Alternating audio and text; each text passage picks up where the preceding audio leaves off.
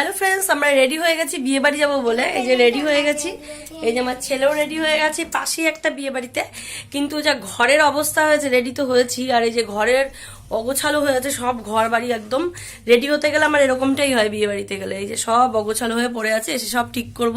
তো এখন রেডি হয়ে গেছি, এই যে আমার একটা শাড়ি পরে নিয়েছে, একটা ইয়েলো কালারের। এখন বেরোচ্ছি আমি, আমার ছেলে, হাজবেন্ড সবাই আর কি বাইরে দাঁড়িয়ে আছে, হয়তো তোমাদের সঙ্গে বিয়ে বাড়ি গিয়ে দেখা হচ্ছে। চলো, রেডি হয়ে নিয়েছি আমি, আমার হাজবেন্ড, ছেলে আর হচ্ছে আমার শাশুড়ি মা, সবাই মিলে একসাথেই বেরিয়েছি। দেওর একটু আগেই বেরিয়ে পড়েছে, একদম পাশেই বাড়ি, একটা বাড়ির পরে।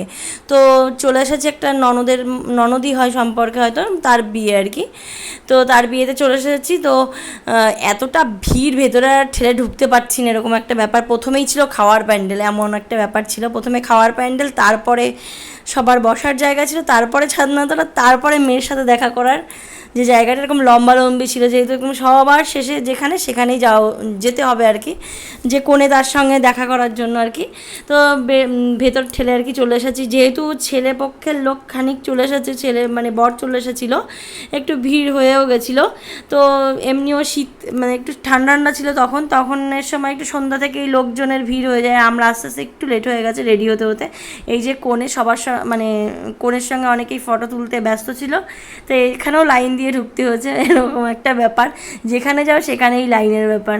তো এই যে এখানে সবাই ওর বন্ধু বান্ধবী আর কি, আশেপাশে বাড়ির সবাই এরকম ফটো তুলছে, এখানে আছে। তো এখানে কনেকে বেশ লাগছে দেখতে। তো ওখান থেকে আমরা বেরিয়ে পড়েছি কনেকে দেখে। কনেকে সত্যি খুব সুন্দর লাগছিল, মেয়েদেরকে এমনিও খুব সুন্দর লাগে বিয়ের দিন। তো এই যে ছাদনার তলাটা বেশ সুন্দর করে সাজানো হয়েছে, দোপাটি ফুল আর গাঁদা ফুল দিয়ে, এইসব দিয়ে। আর তো সব ধরনের এমনি সব ফুল আছেই।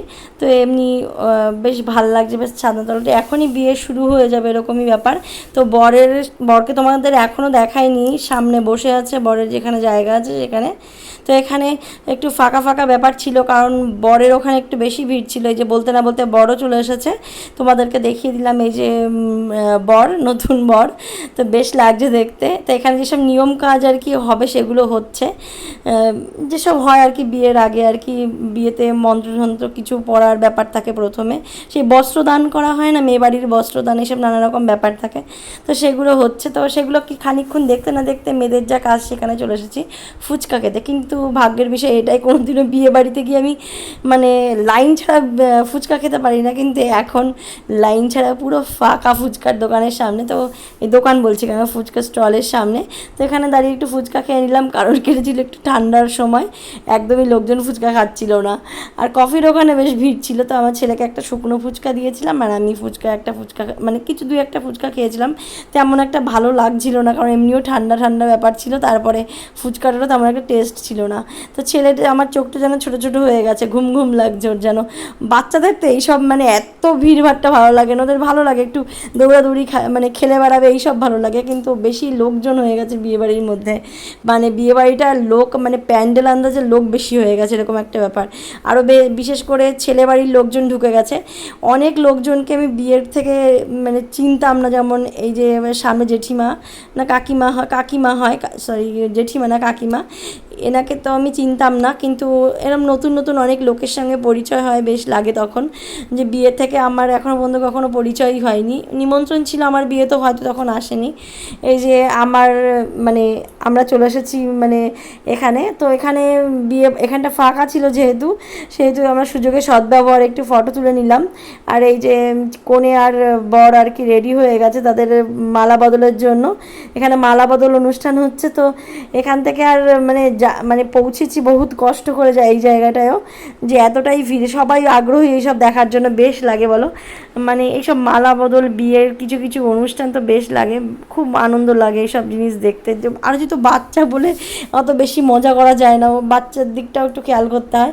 তো ওরও চোখ ছোটো ছোটো হয়ে যাচ্ছে, যেন ঘুম ঘুম লাগে, যেহেতু শীতকাল, বেশ রাতও হয়ে গেছে অনেকটা। আমরা এমনিও লেট করে এসেছি, অনেকটাই লেট করে এসেছি। আর তারপরে এখন তো অনেকটা সময় গড়িয়ে গেছে, তো বেশ রাতও হয়ে গেছে। তো এখন আমরা একটু বিয়ে দেখছি, যেহেতু প্যান্ডেলে বসার মতন জায়গা আমরা পাইনি, একটু এই বসে আছি, টুকটাক করে ঘুরছি, এইসবই করছি আর কি করব বলো। তো এইসব বিয়ে বাড়িতে যা হয় তাই করছি, একটু ফটো তুলছি, যখন যেইটুকু যা পাচ্ছি যেরকম মনে হচ্ছে সেগুলো করছি।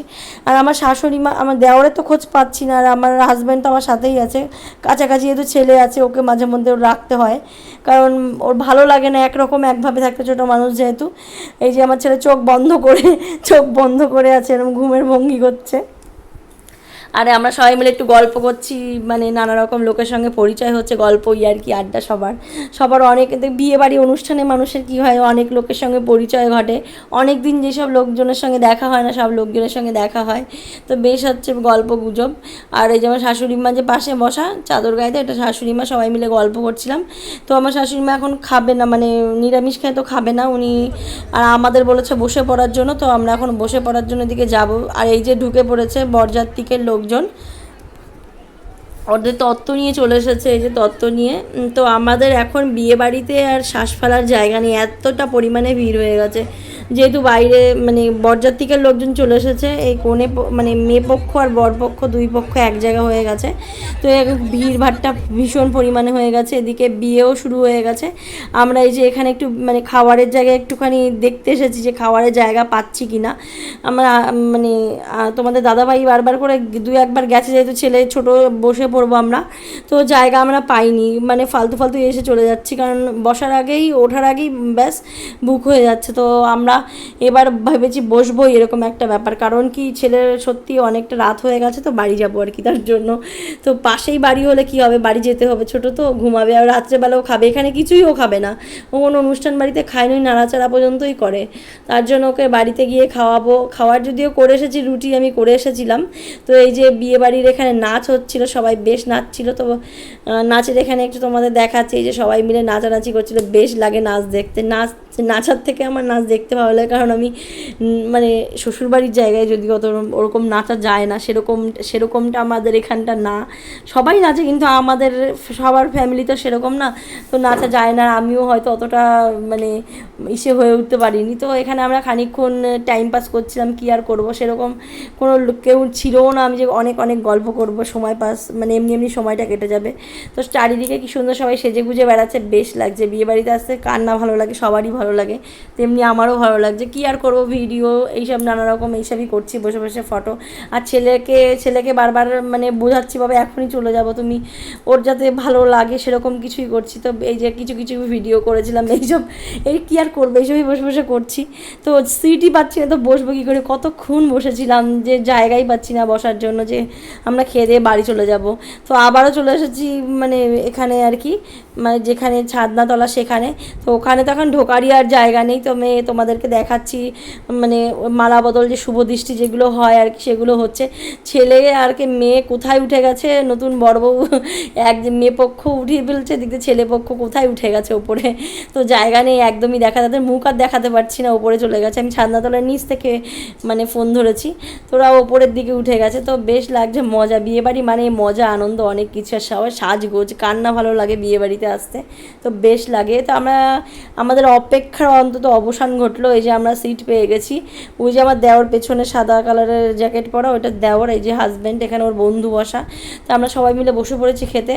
তো খাওয়া দাওয়া করে একদম সোজা বাড়ির দিকে যাব। এই যে প্রথমে যেসব আর কি দেয়, মানে বিয়েবাড়িতে না সত্যি কি যে কেন জানি না, আমি একদম মানে খেতেই পারিনি বিয়েবাড়িতে, সত্যি কথা বলতে, কারণ শুধু মাংসর হাড়গুলো সত্যি কথা বলতে খেয়েছিলাম, আর মাংস আমার খেতে ভালো লাগছিল না, খাইনি, মানে কিছুই ভালো লাগছিল না, মোট কথা খাওয়ার পেট যেন ভরে গেছে, এরকম ভরা ছিল, মানে এরকমটা লাগছিল। তো খাওয়া দাওয়া কোনো রকমে করে ঠরে আমরা বেরিয়ে পড়েছি।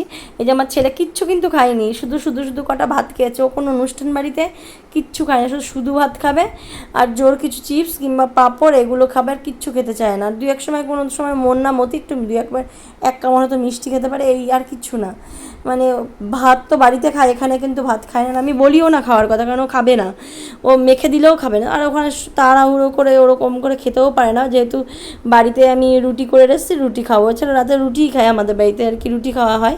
তো এখানে যেতে না যেতেই ওর মানে আমার ছেলের আর কি দাদা বলছে নাচ, ও নাচবে না, বলছে ওর ভালো লাগছে না, বাড়ি যাবে।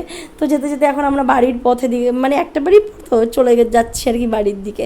তো এই ফটোগুলো বসে বসে তুলেছিলাম, বিয়েবাড়িতে বসে বসে টাইম পাস করছিলাম, বেশ লাগছিলো। বিয়েবাড়িতে যাব ফটো তুলবো না এটা তো হতেই পারে না। তো এইভাবে ফটো তুলে বেশ মজা করেছি, অনেক লোকের সঙ্গে পরিচয় হয়েছে, বেশ লেগেছে। তো তোমাদের যদি ব্লগসটি ভালো লেগে থাকে অবশ্যই আমার চ্যানেলটি সাবস্ক্রাইব করে দেবে, আমার পাশে দেখো। এরকমভাবে বিয়েবাড়িতে গিয়েছি, কিন্তু এই বিয়েবাড়িটা বেশ কিছুদিন আগে, তোমাদের সঙ্গে এগুলো শেয়ার করা হয়নি আর ব্লগসগুলো আমার দেওয়া হয়নি, কারণ আমার একটু পার্সোনালি কিছু সমস্যা ছিল এর জন্য। কিন্তু যেহেতু আমি করেছি দিয়েছি তার জন্য। তো সবাইকে টাটা, বাই বাই।